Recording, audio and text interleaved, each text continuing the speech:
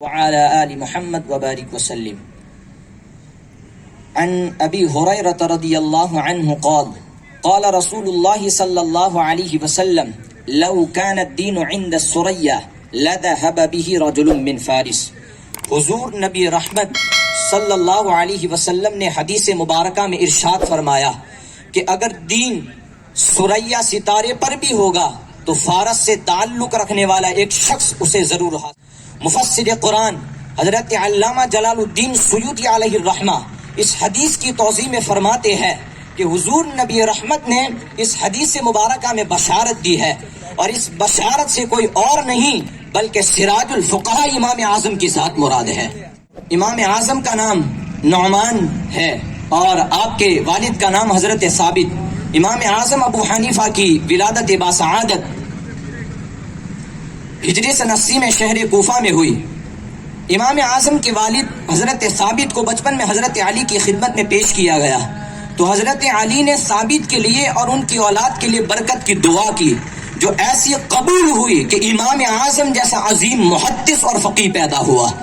امام اعظم نے ابتدائی تعلیم حاصل کرنے کے بعد تجارت شروع کی، لیکن ان کی ذہانت کو دیکھتے ہوئے حدیث کی معروف شخصیت حضرت عامر شعبی، جنہیں 500 سے زائد اصحاب رسول کی زیارت کا شرف حاصل ہے، انہوں نے امام اعظم کو تجارت چھوڑ کر کے مزید علمی کمال حاصل کرنے کی تلقین کی اور مشورہ دیا.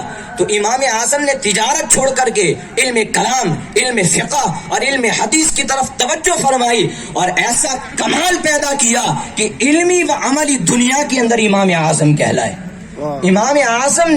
امام اعظم کو جملہ علوم و فنون میں مہارت حاصل تھی، علم فقہ، علم حدیث، علم تفسیر، علم کلام، علم معانی، علم بیان، اور امام اعظم نے ہر فیلڈ میں کام کیا ہے. خصوصیت کے ساتھ علم فقہ میں امام اعظم نے علم فقہ میں وہ کام کیا ہے کہ صبح قیامت تک اسے یاد کیا جائے گا. اولاً تو امام اعظم کے ذریعے یکتائے روزگار جملہ علوم و فنون میں اپنے شاگردوں کو تیار کیا اور انہیں اپنی خصوصی تربیت سے عبادت و ریاضت کا خوگر بنایا. امام اعظم کے شاگردوں کو دیکھے، امام ظفر بن حذیل تفقہ فی الدین کے ساتھ ساتھ عبادت و ریاضت کے اندر یکتائے روزگار ہے. امام اعظم کے شاگرد دیکھے، قاضی امام ابو یوسف علیہ الرحمہ رئیس الفقہاء ہونے کے ساتھ ساتھ رئیس المحدثین میں قضاء و افتاء میں یکتائے روزگار ہے.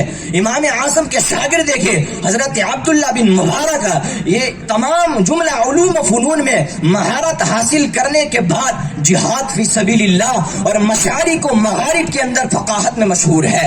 امام محمد بن حسن شیبانی یہ علم حدیث، علم فقہ اور علم تفسیر کے استخراج اور استنباط میں ماہر ہے. گویا کہ امام اعظم نے اپنے شاگردوں کے ساتھ مل کر کے دین کی وہ خدمت کی ہے اور وہ دین پھیلا ہے کہ صبح قیامت تک اسے یاد کیا جائے گا. الغرض امام اعظم کی علمی خدمات کا خلاصہ یہ ہے کہ امام اعظم نے اور ان امام اعظم کی بدولت اور ان کے شاگردوں کی بدولت آج سے 1400 سال بعد بھی اسلام اپنی اصلی حالت میں ہمارے پاس موجود ہے.